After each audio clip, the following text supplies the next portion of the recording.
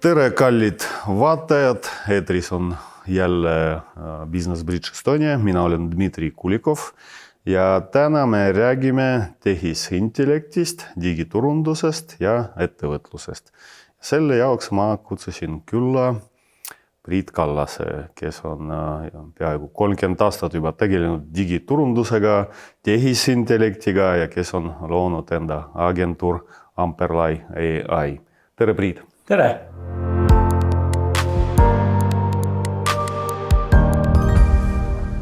Nii, esimene küsimus, kuidas sa üldse sattusid digiturundusse?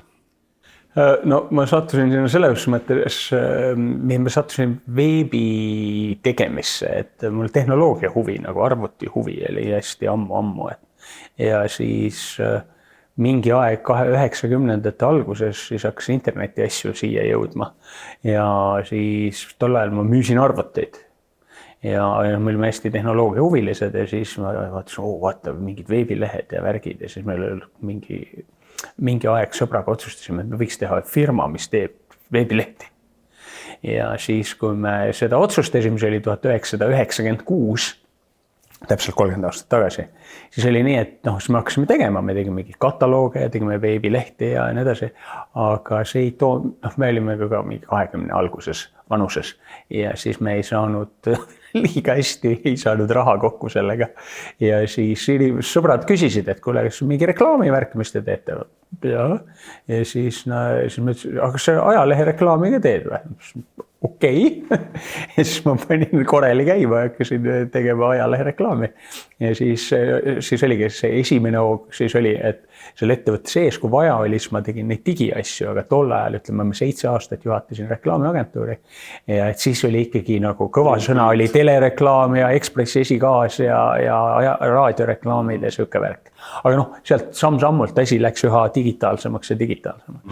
Millal sa avastasid see, et tol ajal oli see hoopis teine maailm, on ju print oli, tele, raadio oli siukesed kõvad sõnad, aga millal sa avastasid, et see pöörab, et digiturundus ja digimaailm? No ma esimest korda arvasin, et see hakkab liikuma 2002-2003, et siis ma läksin ise ka, et sellest reklaamiagentuuris mina enam ei toimetanud, me tegin päris ainult veebi ja digiasjadega tegeleva firma, aga see oli, eks seal on ka see, et kui palju ma ise oskan teha ja müüa ja nii edasi, aga see oli veel üks samm vara. Ja siis, aga ütleme niimoodi, et kui oleks vaeva näinud ja oleks võib-olla targem olnud, siis oleks see juba päris õige koht olnud. Aga siis seal oli ka see probleem, et oli see .com bust ja see oli 2000-2001 ja siis ma hakkasin digiasjadega tegelema, siis ainult digiasjadega 2003 umbes. Aga siis päris, et me tegime digiagentuuri, mille nimi oli Dreamgrow koos partneritega, siis see oli 2008 alguses. Ja siis oli tõesti see, kus see laine läks niimoodi üles. Mis olid esimesed sammud, ütleme sellised digiturundus või esimesed edud, saavutused, et kliendid?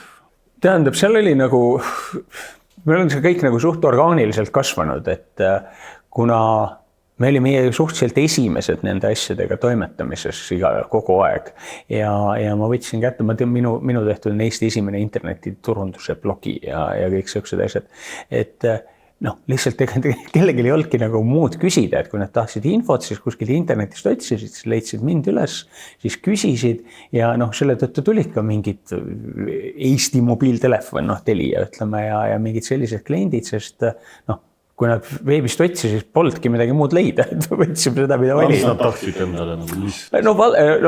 Ütleme, mingid tolle ajal mingid suuremad projektid olid, näiteks me tegime kunagi Eesti mobiiltelefoni EMT-le siis selle, et meie arhitektuuri järgi tehti see, et ühendati nende teenuse veeb ja e-pood kõik üheks tükiks ja siis me tegime joonised selle jaoks, et siis arendajad selle valmis arendaksid. Ja seal oli puhtalt meie tööaega, see arhitekti tööaega oli see mingi 1000 tundi või midagi sellist. Et see oli päris selline suur asi. Ja siis, kui see valmis sai, siis tehti, ütleme siis arendusdisain tegi kogu selle veebi valmis, et see päriselt eluses peas töötab. Ja siis sealt edasi oli ikkagi kogu aeg, et kui oli vaja midagi muuta, siis vaatasime sellele esmasele plaanile peale ja tegime selle järgi. Kuidas siis sa avastasid, et ikkagi teie firma tegi läbilöögi sellise, et nagu, et olete, olite esimesed, aga olite väiksed, on ju? Ja me olime, ütleme selles suhtes jah, et agentuur on suuresti ainult ajumüük, eks ole. Ja seal nagu kulud on kontor võib-olla ja tööjõud. Ja seetõttu meil, ütleme niimoodi, mingi super läbilöök on nüüd raske öelda, aga seal mingites sadades tuhandetes käive, mis on nagu puhas raha, eks ole. Et kui sa sama äri teeksid, ma ei tea, rehvi müügis, eks ole, siis peaks käive olema miljonites, aga kate on seal mõned protsendid, aga kui sa teed seda agentuuri äris, siis sul on see brutokate on 100%, eks ole. Aga jah, et ütleme, seal oligi niimoodi, et sellise kõige digiagentuuri sellised suured kliendid ja suured projektid, need olidki seal kuskil 2008 edasi siis vaikselt. Ja siis ta kasvas kuni mingi 2016. Ja siis seal oli siis nii, et ma mõtlesin, et ma enam ei taha juhatada ettevõtet. Et ma toimetan üksi oma asjadega edasi ja siis oligi nii, et me ei pannud firmat kinni, aga lihtsalt, et me asendasime, kui mõni töötaja tahtis ära minna, siis me ütlesime okei. Aga me ei võtnud uut töötajat, vaid me leidsime kellegi, kes oli nii-öelda allhankija või ütleme nagu mingi freelancer, et meil ettevõtte sees nagu on 0 töötajat, aga need inimesed, kes teevad asju, nad teevad suhteliselt selle järgi, nagu ta oleks meil töötaja, eks ole. Et mulle kuskil, ongi nüüd juba 10 aastat tagasi, siis ma hakkasin seda teed minema, ma arvan, see võttis mingi aasta aega, kui meil kõik töötajad olid asendunud välise tööjõuga. Ja praegu me oleme jõudnud sinnamaani, kus see väline tööjõud hakkab asenduma tehisintellektiga. Nii et ma üldse ei arva, et peaks üksi tegema asju, aga lihtsalt, et tol hetkel mul oli nagu väsimus ja või tundsin, et ma tol hetkel ei saanud inimestega hakkama, et siis see oli sel hetkel nagu suur väärtus. Ses suhtes, et kui me selle asja nii tegin, siis meil käive langes, ütleme, mingi poole võrra, isegi vähem, 30%. Aga kasum kasvas. et see oli see, ma ettevõtjana mul on nagu üks siht, eks ole, see on kasum. Kogu moos, midagi muud seal vaadata ei ole. Ja kui ma ise olen oma kasuminumbriga, selles mõttes rahul, et elab ära või alati võib parem olla, siis see on see, mida ma taga ajan, eks ole. Ja kui sa kasumit ei saa, siis see on hobi, mitte ettevõtlus, eks ole. Millistest käivetest me räägime või kasvamist, mingi number saad sa? Selles mõttes mu praeguse ettevõtte, kõigi ettevõtete numbrid on ju äriregistrist saadaval, et ma arvan, et mu 2024 käive, kus aasta aruanne väljas on, see oli kasum oli 280 000 ja aasta varem oli 130 äkki või midagi sükest. Ja muidugi hästi lõbus osa seal oli see, et selle 2024 aasta käive oli 137 000 ja kasum oli 280 midagi. Et see siis tuleb sellest, et kui mul raha sisse tuleb, et ma seda kõike kohe ära ei tuuluta, siis ma investeerin selle, et siis investeerimiskasum seal peal oli suurem kui käive kokku.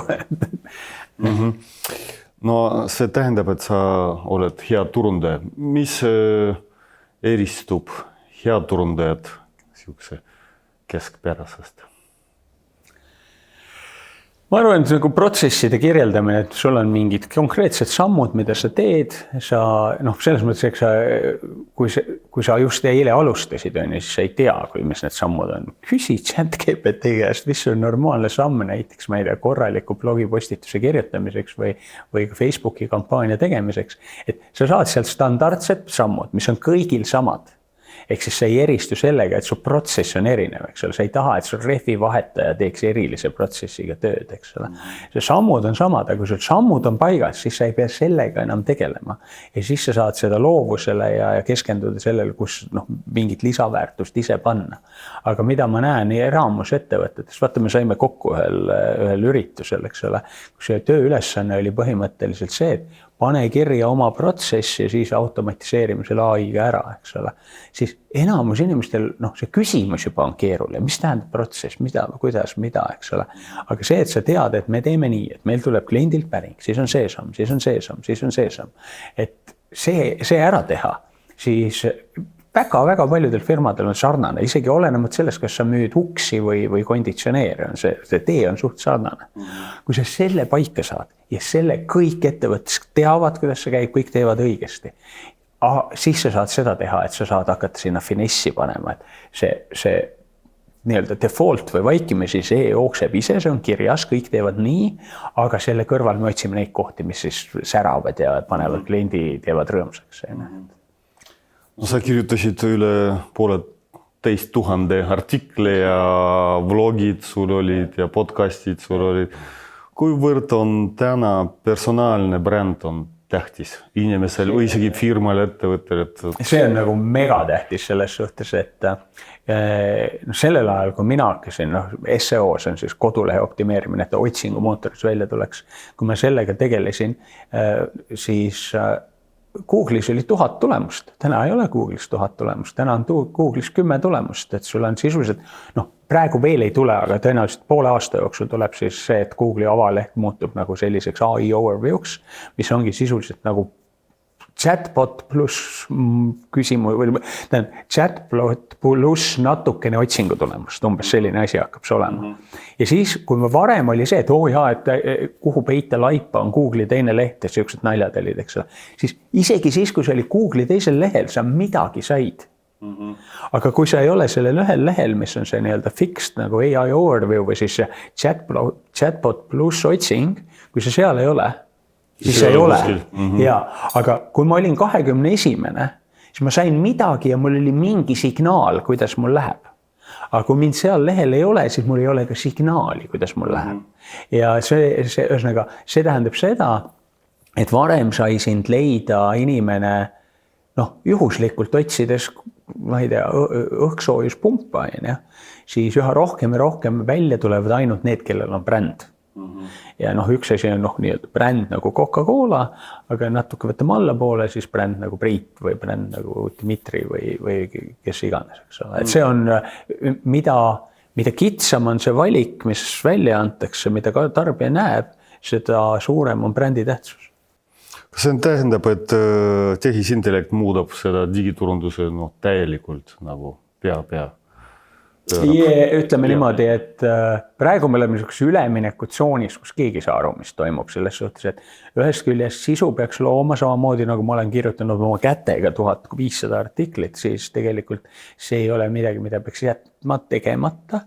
Aga ma just täna hommiku kirjutasin artikli käsitsi selle kohta, kuidas tulevikus hakkab olema, et samamoodi mul on see agent tasku või telefon, eks ole, seal sees on minu agent. Ja see minu agent suhtleb sinu agendiga ja lepib kokku aegu. Kui ma tahan restorani minna, siis ma ütlen, kuule, tahaks restorani minna mingi päev. Kuule, vaata, mis kell või millal, kas mu naine ka tahab, ja siis paku välja midagi, kus me võib-olla käinud ei ole või mis meile on meeldinud nende seast, vali teema ja leia meile midagi sarnast, kus me veel käinud ei ole. Ütlen selle ära, siis mõne aja pärast tuleb info, et okei, siuke värk. Ma vaatasin et sul naise kalendris on see vaba, ma küsisin ta agendi käest ka, et kuidas ta läheb ja et sobiks näiteks laupäeval kell 6. Ja siis ongi. Reede õhtu ütleb, et tuletab sulle meelde, et kuule, et homme on restoran ja siis kui on tund aega, siis ütleb, kuule, et nüüd hakka ette valmistama ja siis kui 15 minutit, siis ütleb, et mine välja. Ja siis kui sa lähed välja, siis seal laias on auto. Ja siis istud sinna autosse, see auto läheb sinna kohale. Kui sa lähed kohale, siis sa arutled selle, et siis te olete naisega ühe laua taga, et vaata, mis siin menüüs on, aga AI juba teab, mis seal menüüs on, eks ole, ja siis vaatad, näed, siin on mingi, see ja teine, eks ole. Siis AI võib öelda, et vaat, ükskord sa oled mitu korda söönud seda tüüpi toitu ja alati oled natukene nina kirtsutanud, et vaata, siin menüüs on tegelikult sulle tavapärasest rohkem meeldivad on need. aga kui sa tahad erutust saada, siis võta just seda, eks ole. Et noh, AI ei pea mulle seal rääkima, osalema vestluses, aga ta võib toetada lihtsalt niimoodi, et nagu sul on praegu laua peal telefon, et seal on lihtsalt mõni sõnum või mingi update nagu background info, eks ole. Noh, siis me jalutame restoranist välja, arve on makstud, auto on ees, jõuame koju ja nii edasi ja nii edasi. Et ühesõnaga hästi lühidalt kokkuvõttes, et see elu kasutajaliideseks saab see AI agent ja kõik asjad toimuvad seal sees. Ja siis digiturundus on küsimus see, et kuidas me seda agenti veename, et minu agent soovitaks mulle asju. Sest et vaata, sinu ja minu peas või üldiselt kõigi inimeste peas on mingid triggerid ja mingid asjad, mis on evolutsiooniliselt sinna tekkinud ja kultuuriliselt sinna tekkinud, mida me saame vajutada, et ta ostaks asju. Aga agendil ilmselt on ka midagi, aga me veel ei tea, mis asi, eks ole. Nii et kui sa oled tulevikus, on võib-olla sinu spetsialiteet, tõenäoliselt ka mitte üksi, vaid siis koos oma agendiga, on teha seda materjali, mis paneb teised agendid sind uskuma ja sinu asju ostma, eks ole. Et see on nagu siuke kauge tulemek. Aga siin praegu me oleme üks üleminekutsoonis, kus mõnes mõttes on niimoodi, et AI-ga sisu loomine on ülilihtne.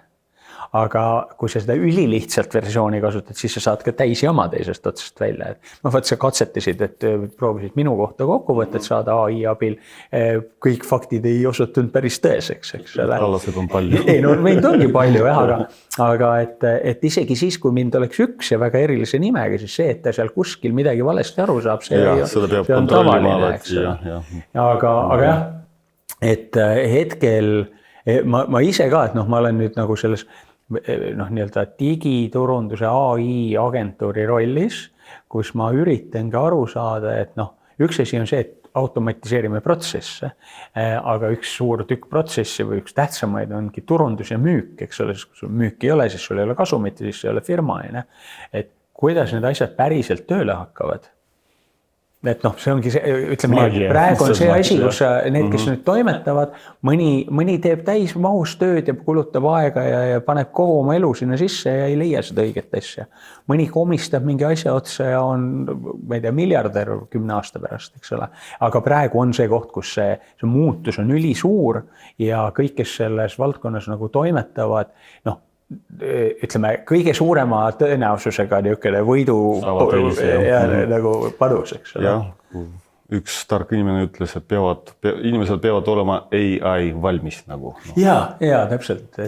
Nii, kas see Amperli AI oli loodud selle mõttega, et nagu aidata inimesi, ettevõtteid? Ja, Amperli on siis nimi, aga Amperliga on siis see, et me peamine point ongi, et leida neid, vaata, me rääkisime protsessidest, eks ole.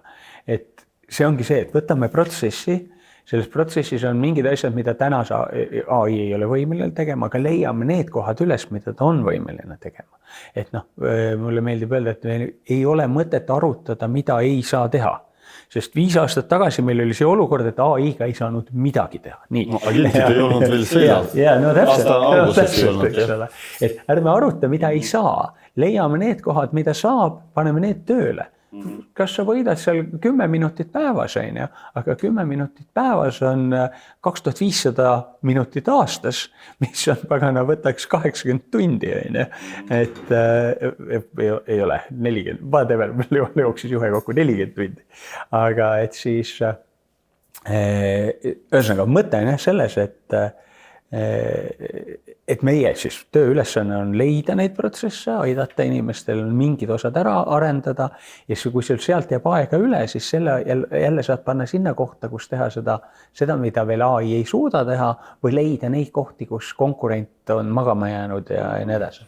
Et teha ettevõtet efektiivsemaks. Ja, ütleme produktiivsuse kasv selles suhtes, et meil on selline asi nagu Eesti AI projekt ka, eks ole, et selle mõte on see, et paneks Eesti inimesed lihtsalt ninapidi kõik AI sisse ja kui kõik on ikkagi AI tunnetuse kätte saanud, siis meil on lihtsalt suurem potentsiaal, et meil kunagi ammu oli selline asi nagu tiigrihüpe ja see, et me oleme ikkagi maailmas tuntud kui digitaalne riik ja värk ja särk, see tuleb kõik ju sealt, eks ole.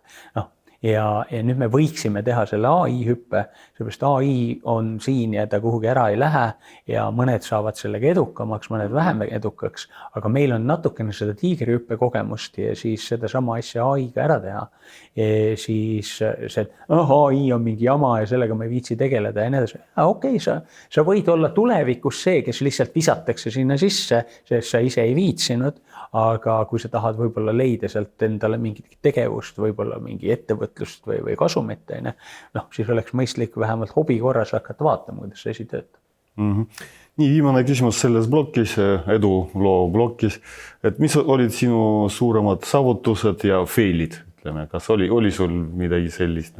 Failides mul on niimoodi, ma aeg-ajalt üritan olla väga nagu perfektsionist ja ma mõnikord teen mingid suured asjad valmis ja siis ma nagu viimase prossa peale ja siis ma ei lükka neid laivi ja ei lõpeta ära, et see on mul eluaeg probleem olnud. Aga mu selline, ütleme niimoodi nagu professionaalselt selline üks kõvemaid saavutusi oli see, et ma tegin oma valdkonnas siis nagu sotsmeedia ja sisuturunduse see teema. Ma ehitasin üles veebikeskkonna või siis nagu selle teemalise portaali või ajakirja, mis oli maailma nagu enam-vähem top 10 oma külastuste mahult ja nii edasi. Ja siis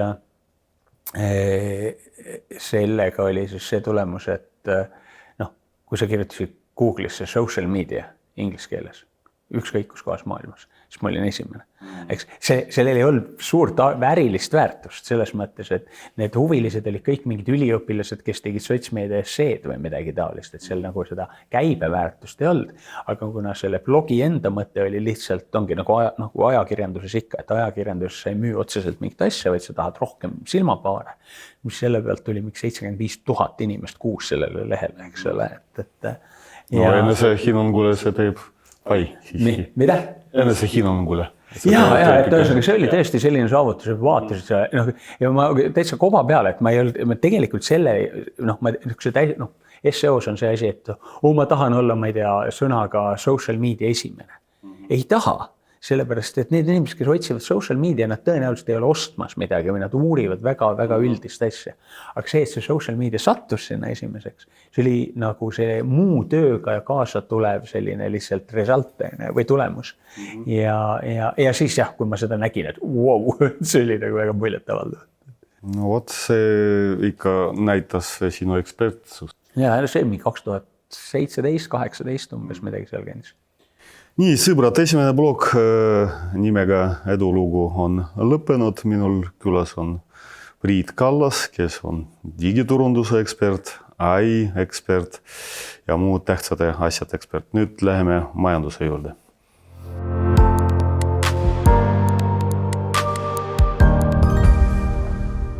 Nii, teine blok, majandusprognoos ja minul külas on Priit Kallas, kes teab kõike digiturundusest ja tehisintellektist.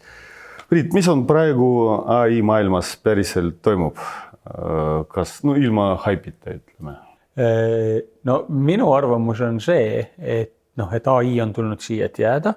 Ta on kaugel veel, arvestame sellega, et siis kui internet vaadati, internet on kõva asi, eks ole, siis ta oli juba 10 aastat arenenud, eks ole.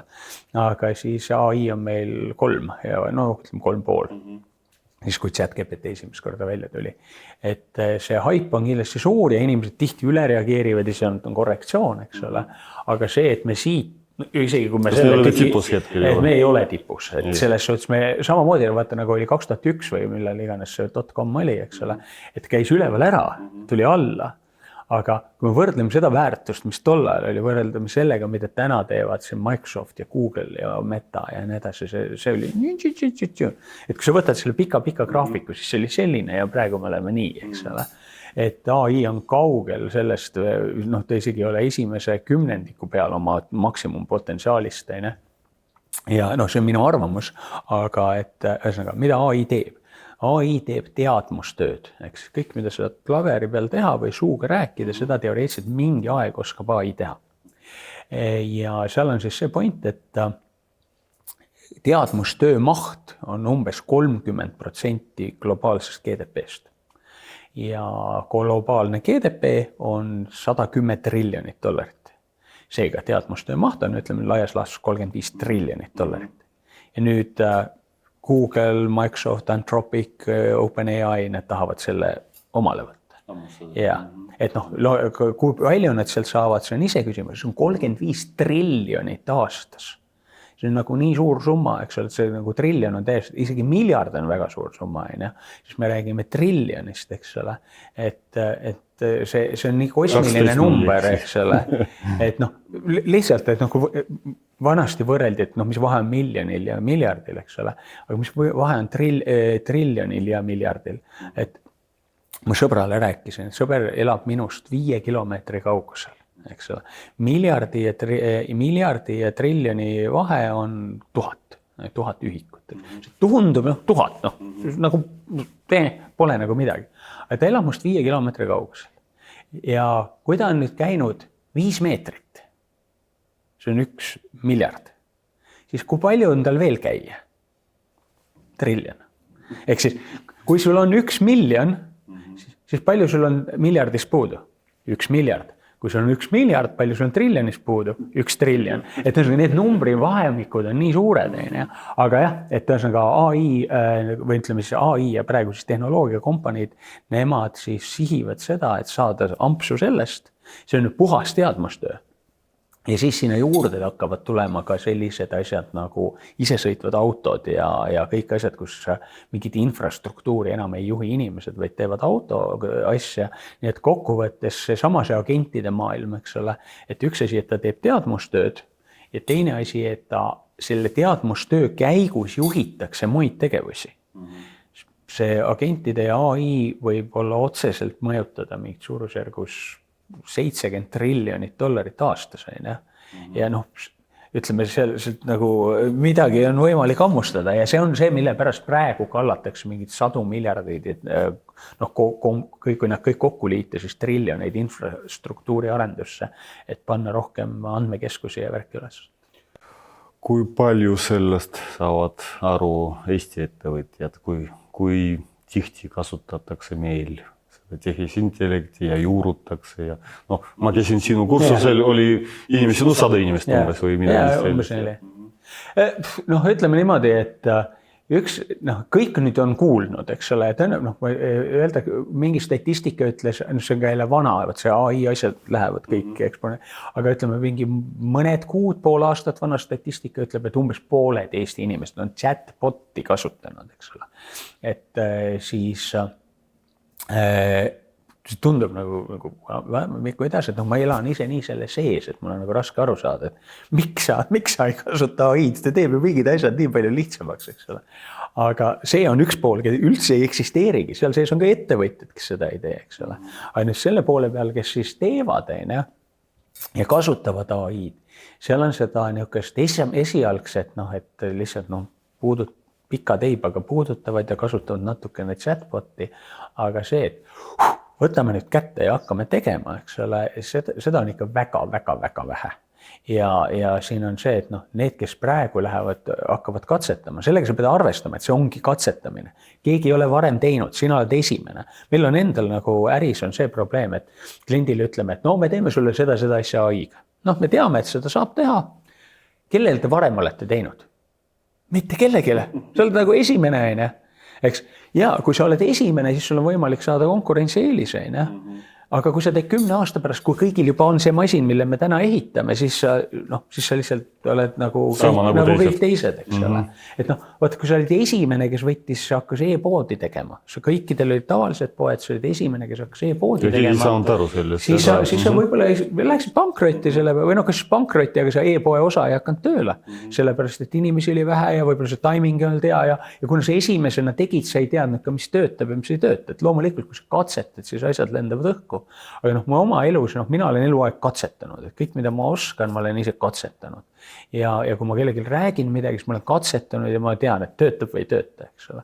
Aga siis AI-ga samamoodi, et sa võid oodata, kuni need asjad on niimoodi, et lähed ja võtad riiulist ja töötab, aga siis ta ei ole sul enam konkurentsieelis. Kui sa praegu proovid, üks asi kukub, mingi statistika ma lugesin hiljuti, et et ainult 5% no suured USA ettevõtted, no me ei räägi siin väikeettevõtjatest, suured ettevõtted on teinud igasuguseid AI piloote ja nendest ainult 5% on läinud nii-öelda production'isse või nagu kasutusse.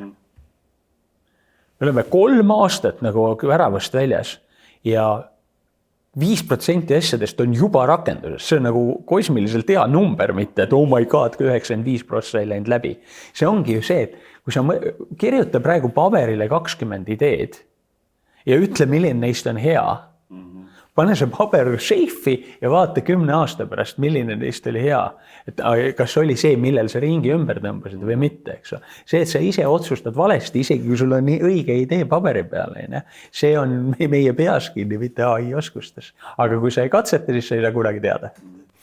Kes võidab sellest AI ajastust? Kas väikesed firmad, kas aitab see väikestele firmadele või suured söövad kõiki nagu globalisatsioon? No mul on tunne, et ikkagi kahe otsaga asi. Ühelt poolt on see, et tänases vaates selleks, et jooksutada sellist tarkvara nagu ChatGPT või Gemini või Claude, selleks sul on vaja nagu 100 000 arvutit ja mingid hiiglaslikke andmekeskusi ja nii edasi, eks ole. Aga meil on olemas ka siis sellised asjad, mida nimetatakse lokaalsed mudelid, mida sa saad oma arvutis või oma telefonis jooksutada. Need on jube kehvad, nagu täna on nad peaaegu, ütleme, kui sa oled ChatGPT peale kuri, et ta on loll mõnikord, siis seda sa ei saa kasutada. Aga saad anda talle mingi spetsiaalseid ülesande. Aga nüüd need lokaalsed mudelid on umbes 2 aastat, 2,5 aastat maas sellest, mis on need suured mudelid. Aga siis see tähendab ju seda, et 28 aastal on meil telefonis jooksev mudel, mis teeb sama asja, mida praegu teeb ChatGPT, eks ole. Et kui tekib see asi, et meil on võimalik oma arvutis jooksutada AI-d, mis teeb meie asjad ära, on piisav selleks, et teha enamus meie asjad ära, siis kukuvad digihiiud kokku, sellepärast, et küll, siis neil ei ole midagi müüa. Kui siis on mingid küsimused, mida nemad lahendada saavad, ikkagi ütles, see võimekus on neil suurem. Minul selleks, et müügikirja kirjutada ei ole seda vaja, aga mingite asjade jaoks on vaja, otsib mingid eriti tähtsaid asju. Aga et see on nüüd niisugune spekulatsioon. Et kindlasti lokaalsed mudelid, mis su arvutis või telefonis jooksevad, saavad sama võimsaks, kui praegu on AI. Kui siis see praegu on AI, praegu on need kommerts-AI'd. Nüüd kommertsid lähevad eest ära sama tempoga, aga ütleme, ma ise olen oma valdkonnas näinud seda, et ma kunagi müüsin arvuteid. Ja siis oli see, et iga kord oli uut arvutit vaja, sellepärast, et see oli seal piiri peal, kui sa asju tegid täie jõuga, siis sul oli alati protsessoril 100% peal ja see mingi arvutimäng või mingi CAD või mingi renderdamine, see oli kogu aeg. Siis täna me oleme jõudnud sinnamaani, et see protsessori pole tähtsust. Lähed, ostad poest suvalise läppari, saad enamus oma tööd tehtud. Kui sa just mingit, ma ei tea, filme ei renderda või midagi taolist. Praktiliselt niimoodi. AI-ga on samamoodi, eks ole. Et me mingi aeg jõuame sinnamaani, et AI teeb, sul ei olegi nii keerulist küsimust, millele ta vastata ei oska, siis kui kõrgele ta läheb, sellel pole tähtsust. Ja nüüd siis ongi nagu küsimus, et mingi 2, 3, 5 aastat need suured hiiglased kindlasti veel koguvad raha ja trükivad raha.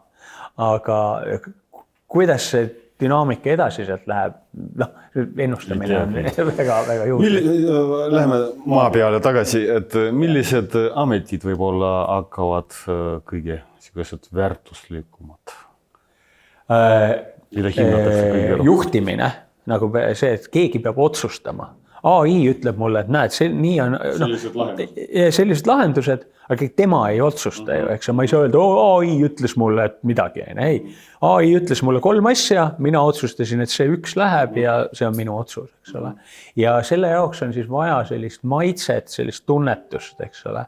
Ja siis ongi, tänapäeval võib-olla selline programmeerimisfirmades on selline amet nagu on product manager või product owner, eks ole, et keegi, kes juhib seda, kuhu see asi peaks minema. see, kes seda teeb, see võib olla progeja, AI või koristaja, vahet ei ole. Mina olen see inimene, kes juhib seda suunda, kuhu ta läheb ja mis toimub. Ja siis sellised inimesed, kes otsustavad, võtavad otsuseid, katsetavad asju ja on natuke nagu ühest küljest siis nagu juhid ja managerid, teisest küljest loovinimesed, aga loovinimesed mitte niivõrd, seda loomingut saab üha rohkem AI-ga teha, aga loovinimesed selles suhtes just, et ka ideede ja otsuste mõttes, et ka kui AI teeb mulle mingeid erinevaid variatsioone millestki, siis ma jälle kas mul on see tunnetus, mida ühiskond parasjagu tahab või mul on maitse hea või midagi. Sellised nagu mitte tegija, aga ma ütleks produtsent, toimetaja on need tänapäeva sarnased ametid, eks ole. Me anname produtsendile erinevad võimalused, kuidas mingi skript on kirjutatud või kuidas mingi asi on tehtud, muusika näiteks, eks. Ja siis produtsent ütleb, nii, see on jama täiesti, eks ole. Ja tänagi on ju maailmas näiteks, üks hästi äge raamat, mida ma soovitan, on The Creative Act, on Rick Rubin, on üks muusikaprodutsent. Ja ta on töötanud nagu Metallica ja Eminemi ja sihukeste tüüpidega, eks ole. Ta ei oska ise muusikat teha. Ta lihtsalt ütleb, et kuule, tüübid, see on jama, tee teistmoodi. Ja see on see amet, mis meil tulevikus hakkab olema. Kas sa teed seda inimestega või AI-ga, seal pole vahet, aga see on see, et kuna üha rohkem töid hakkab AI tegema. Mis siis ametid kaovad, et mis tänapäeval või... No on ühesõnaga sellised ametid, kui sina saaksid, ühesõnaga, kui mul praegune amet, ma saan selle kirja panna ja anda oma assistendile ja ta saab sellega hakkama. Kõik need ametid lähevad. No näiteks, ma ei tea, juristid, arstid, muusikud. Muusika on jälle see, et ma muusika puhul võib-olla ei osta seda muusikat, vaid ma ostan seda inimestena. Aga standardjuristi tööd nagu mingid lepinguid, standardlepinguid ja need asjad kindlasti, eks ole. Arhitektid jälle, see on maitse ja ma ostan samamoodi, ma ostan Hermee koti endale, eks ole, mitte sellepärast, et see on 5000 € väärt, vaid sellepärast, et see on Hermee kott, eks ole, see on see brändi point jälle, eks ole. Aga jah, et ametite poolest, et täna meil on näiteks sellised ametid nagu minu oma valdkonnas on sotsmeedia haldur. Inimene, kes vaatab, mis sotsmeedias toimub, paneb su postitusi üles, teeb neid postitusi ja nii edasi. Seda tööd juba täna peaks AI. SMM manager. Mida? SMM, sotsiaalmeedia manager. Ja, sotsiaalmeedia manager, aga selles mõttes, et ta siiamaani nad tegid ise seda tööd, eks ole. Siis täna tema asi on ainult jälgida, et AI töötab ja midagi väga veidrat ei tule sealt välja, et see amet on läinud. Siis ütleme, ma ise, mu üks esimesi turundustöid, mida ma tegin, ma olin disaineri assistent kontuur disainis ja minu töö oli see, et disainer ütles, et näed, see on üldine disain, sina tee nüüd sellest versioonid printi ja plakatiks ja nii edasi, eks ole. Mina siis liigutasin hiirt. See töö kaob lähema 2 aasta jooksul ära ja mingi osa juba on kadunud selles suhtes, et igased Gemini ja ChatGPT pildimudelid annad talle selle telefoni kätte, ütled, tee nii, et see telefon on naisterahvaga käes, kes joob kohvi. Sul on see olemas, eks ole, nii et telefon ise on õige ja siis on see stseen, kuhu seda saada tahad. Vanasti meil oleks mingi fotograafi ja ma ei tea, keda vaja selle jaoks, et need turundusametid, ma reaalselt julgelt ütlen, et 5 aasta pärast 85% seda, mida mina teen turunduses või mida iga turundaja teeb, 85% sellest on puhas AI. Ja seal muidugi on see küsimus nüüd, eks ole, et kas me siis 5 aasta pärast turundame sulle või me turundame sinu agendile, eks ole, see on see, mis me alguses ja olenemata sellest, et me võib-olla suure osa turundusest teeme sinu agendile, siis sinul on ka silmad ja kõrvad, et sa ikka näed asju ja sind on ka võimalik mõjutada. Aga milline see balanss hakkab olema, kuidas see on? See on jälle katseta, vaata, mida on võimalik teha ja kui sellega kaasa liivad, siis on tulemused võib-olla. Nii, viimane küsimus selles blokis, et regulatsioonid Euroopa päris rangelt reguleerib ja Ameerikas on reguleerimine, et autoriõigused, mingid muud asjad, vägivald ja vihakõne, kas neid pidurdavad seda arengu või Eks, kui midagi peab, sa pead mingis rohkem samme tegema millegi jaoks, siis ilmselgelt see liigud aeglasemalt. Aga ma üldiselt ei ole regulatsioonide vastane selles suhtes, et GDPR, jumala hea asi, meie Euroopa Liidus siin meie andmeid keegi lihtsalt ei pumpa mingisse AI-sse sisse nagu igal pool mujal maailmas reaalselt võetakse kõikide tarbijate andmed lastakse AI-st läbi meili tehta. Siis see, et vaatame, et AI inimkonda ei hävita, see on ka nagu päris hea mõte. Kõik arvavad, et me sinna veel ei ole jõudnud, aga siis, kui see tuleb, siis see on nii kiire, et see enam targem kui inimene. Aga Euroopa siis on EU akt, EU AI akt. Ja ega see ka ei keela midagi, seal on mingid reeglid, mida tuleb järgida. See on jumala mõistlik, et on reeglid, eks ole, et sa näiteks ei tohi teha sellist asja, et sa võtad 10 inimese CV-d, viskad AI-sse ja ütled, kuule, kelle ma tööle võtan. Seda ei tohi teha.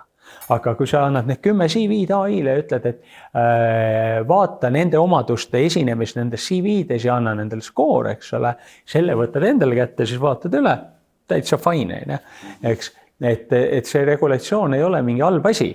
Ja ma isegi ütlen pigem seda, et regulatsioon on aeglane võrreldes sellega ja samas jälle reguleerida ettevõtteid midagi tegema, see on üks asi, aga siis on see, et mingi igast fake news ja deep fake ja ühesõnaga see kuritegelik või skämmi pool, eks ole, et ma ei ole kuulnud, EU aktis on keelatud asjad, seal on kirjas, et ei tohi skämmida AI abil, aga see tundub veits naljakas sellepärast, et seal peaks olema ikkagi mingi regulatsioon, mis juba liigub selles suunas, et kuidas, sul on kohustus öelda, et see mingi asi, et sa kasutad AI-d, eks ole, aga meil ei ole mingit regulatsiooni seda, et kui sa kasutad AI-d skämmimiseks, et see on raskendav asjaolu või midagi taolist, eks ole. Et see oleks nagu tähtsam asi võib-olla äkki isegi, eks ole. Aga ühesõnaga, see regulatsioonidega on niimoodi, et ma ei ole suur regulatsioonide vastane ja see, et Euroopas ei ole innovatsiooni, ei ole kindlasti nende regulatsioonide probleem. See on lihtsalt sellepärast, et meil see kapitaliturud koonduvad ühte kohta, see on lihtsalt majanduslik paratamatus, et raha koondub ühte kohta, peamiselt seal on mugav sellega toimetada, see on juhuslikult Ameerika Ühendriigid, kahtlemata on seal natuke seda regulatsiooni teemat ka taga, aga et elu on nagu ta on, et see,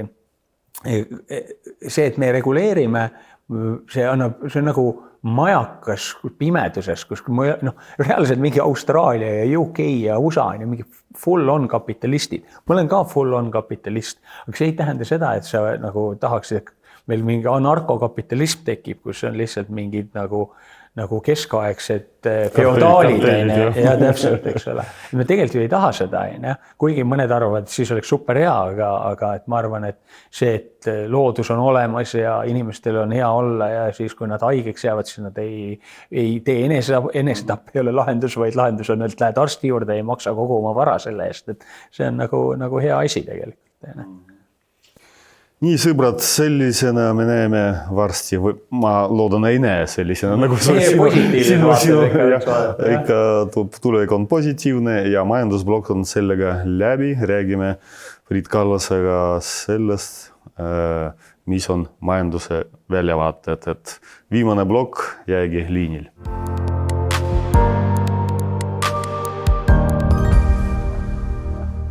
No nii, härrad ja daamid, mina olen Dmitri Kulikov, see on Business Bridge podcast ja minuga koos on Priit Kallas, kes on digiturundaja, kes on AI-spetsialist ja suur koolitaja. Kolmas blok, see on nõuanne ja enne kui sa annad nõu, ma küsin sinu käest sellise asja. Sa alguses ütlesid, et sul investeerimistulud on suuremad kui ütleme see tulu, mis sa saad sellest koolitusest ja sa rääkisid kursusel, et sa lõid seda agenti või boti selles investeerimiseks. Mis asi see on, räägi sellest? Kuidas see toimib? Kas mina saan seda teha? Ma pean ütlema seda, et ega ma jälle, mina valdavalt... Finantsinspektsioon tuleb ja päristab. See ei ole probleem. Et ma valdavalt investeerin, ma olen AI usku ja ma arvan, et AI toob lähiaega, see, et meil võib olla buum ja see mingi aeg kukub tagasi, aga pikas plaanis see lendab kõrgele, see on minu arvamus. ja selle tõttu ma investeerin kõikvõimalikesse AI aktsiatesse nagu Nvidia, Google ja Microsoft ja Meta ja nii edasi ja nii edasi. Ja see, et ma nendesse olen investeerinud, sealt see kasv tuligi, eks ole. Ja siis, aga see mõte, mis mul oli ja seda ma olen näpu otsaga kasutanud selles suhtes, et AI-le ei ole kohe ära kõik oma raha AI-le anna investeerimiseks. Aga see, et sa alguses katsetad, siis see katse mõte oli see, et laseks genereerida masinal lõpmatu, nii palju kui ta jaksab, nagu palju veidraid, imelikke, ootamatuid ideid, et kus võiks mida millegagi seotud olla. Et ma toon ühe mingi tavalise näite, aga et millest ma räägin, et ütleme, Austraalias kaevandatakse vaske. Austraalia dollar sõltub Austraalia majandusest. Kui vase hind tõuseb, siis Austraalia majandus läheb heaks. Aga siis on seal ka vasefirmad, ehk siis kaevandusfirmad ja siis on olemas elektritööstus, mis kasutab vaske. Need on kõik nagu vertically integrated nii-öelda. Et kuidas nende vahel, et kui nüüd üks asi neist liigub, siis kuidas see mõnda teist asja liigutab, eks ole. Ja et ma üldiselt ütlesin, et mingi 3-osalisi komplekte võiks AI lihtsalt genereerida mingi lõpmatu koguse mingeid selliseid ideid. Ja vaata, vanal ajal oli see, et mul tuli see mõte, et oletame, et kui vase hind läheb üles, siis ma ei tea, müü või shorti elektriseadmete tootjaid äkki või täitsa juhuslik näide, ma ei ole seda läbi mõelnud. Aga kui sul on 1000 ideed sellist, siis esiteks võib-olla 1000 ideed läbi mõelda, võib-olla natuke piinarikas, aga teine asi on see, et ajaliselt nagu ei jõua. Siis ma lasin AI-l teha endale üks asi, ingliskeelne sõna on backtester, mis tähendab siis seda, et sa võtad hunniku vanu andmeid nagu 10 aastat vanu või 15 aastat vanu ja siis kui ma oleks selle positsiooni võtnud näiteks 2015 ja oleks jooksutanud seda näiteks 5 aastat, mis oleks tulemuselt? Kas tulemus oleks olnud SP500 üle või alla või võrdne? Vahet pole, mis see tulemus oleks olnud? Ja siis, kui sa siit näed, siis võtad mingid juhuslikke lõike, nagu selliseid lõike, mingi lõik, mis käib üle 2008, mingi lõik, mis käib üle Covidi, eks ole, et see, et mingi kõver läheb niimoodi sujuvalt nagu üles, selge, et kui me vaatame, et siin oli madal, siin oli kõrge, see on ootuspärane, aga kui siin vahel oli 2008 või siin vahel oli Covid, et kuidas ta sellele vastu peab. Ja siis, mis ma tegin, oli siis see, et ma siis lasin genereerida nagu meeletus hunnikus neid ideid ja see kõik toimus, ma panin kokku sellise, programmeerisin AI abil, ma ise ei teinud mitte midagi, kõik on AI abil tehtud. Et ta tõmbaks alla õiged andmed, mille põhjal backteste teha ja siis jooksutaks nagu kümneid ja kümneid backteste iga idee peale. See, kui ta on rahulikus ajastus, see, kui ta läheb mingist sihukesest kohast läbi, see, kui on ta langeval turul, mis on stabiilselt langev turg, eks ole, ja siis annab hinnangu sellele. Ja siis, kui sul alguses oli 1000 ideed, siis sellest võib-olla rohelisse jääb sul mõnikümmend. Ja siis nendel mõnikümnele sa võid peale vaadata ja võt see on see, kuhu me jõuame. See on see amet, mida sina teed, et mina nüüd vaatan neid ja ütlen, et ma võtan selle. Ja siis, kui sa eksid, siis on kurb. Selline nõunik, automaatnõunik. Nii, siis ütleme, mul on siin päris palju küsimused, 4 küsimust, et selle nõuanne kohta. Ehk siis, aga ettevõtjatele soovitame kõige kiiremini võtta kasutusele AI, ma arvan. Ma siin ütleksin täiesti ilma AI-ta. Tehke omale selgeks, mis on teie protsessid. Standardiseerige omas protsessid ära. Ehk siis puhtalt see ei pea mingit AI-d kasutama. Kui see lihtsalt paned paika inglise keeles standard operating procedure, kuidas me mingit tööd teeme ja kõik teevad seda nii. Me ei raiu seda kivisse, me praegu otsustame, et see on nii. Tuleb üks praktikant ja ütleb, kuule, see on ju loll punkt, vahetame selle teise asja vastu. Okei, arutame läbi, vahetame välja. Kui sa teed ainult protsessid korda, ilma et sa mingit AI-d kasutaks, siis sul läheb käive üles, see on nagu kõige baasnõuanne. Nii, Aga mida sa soovitaksid inimestele, kes tahavad ehitada enda tugeva brändi ja edukat äri? No see sama, mida me siin teeme praegu, et mingi selline content marketing või sisuturundus, mitte siis nagu reklaamartiklid, aga lihtsalt kogu sisu, et sinu kohta on lihtne andmeid leida. Sellepärast, kui sinu kohta on lihtne andmeid leida, siis kui keegi otsib mingi valdkonna tegijad, siis ta satub sinu asjade peale. Siis ta vaatab, näe, tal on siin sellised asjad, väga äge. Ja siis teine asi on see, et kui sinust on palju sisu internetis, siis on ka AI-l midagi süüa. Ja kui keegi küsib oma AI-lt, et kust ma seda teenust või seda toodet osta saan, siis AI-l on piisavalt andmeid ja meelekindlust, et tundub, et see on väga asjalikult veebis olemas, ma saan seda soovitada. Või vähemalt aktiivne. Jah, täpselt, eks. Et see, loomulikult ma olen ise 30 aastat turundust teinud ja ma leian, et see on mingi väärtuslik asi, aga ühel või teisel moel oma nime esile tõstmine, see tihti jääb selle taha, et ei ole aega, ei jaksa ja eriti kui kirjutamisega on tegemist. Siis täna me saame teha kõiki asju AI-ga ja kui sa AI-ga kirjutad, siis sa pead tegema nii, et see ei näe nagu AI välja, sellepärast see ei kõlba mitte kuhugi. Aga kui sa AI abil teed nii, et sa teed materjali, mis on teisele poolele sobiv, siis see on see nagu eesmärk. Nii, Priit, sinuga oli väga huvitav, aga me aeg sai läbi. Nii, herrad ja daamid, olge nähtavad, olge edukad, olge aktiivsed ja kasutage AI kindlasti. Mul külas oli Priit Kallas, aitäh Priit, et leidsid aega. Priit on digiturundaja, AI-spetsialist, Amperli looja ja strateeg ja teab päris palju sellest tehisintellektist. Kindlasti pöörduge tema poole, kui teil on küsimused. Mina tänan teid vaatamise eest, palun pange laiki, subscribe ja mina tänan neid toetajad, kes juba toetavad minu saadet. Business Bridge tuleb eetrisse alati ja aitäh teile. Mina olen Dmitri Kulikov. Head aega. Aitäh, head aega.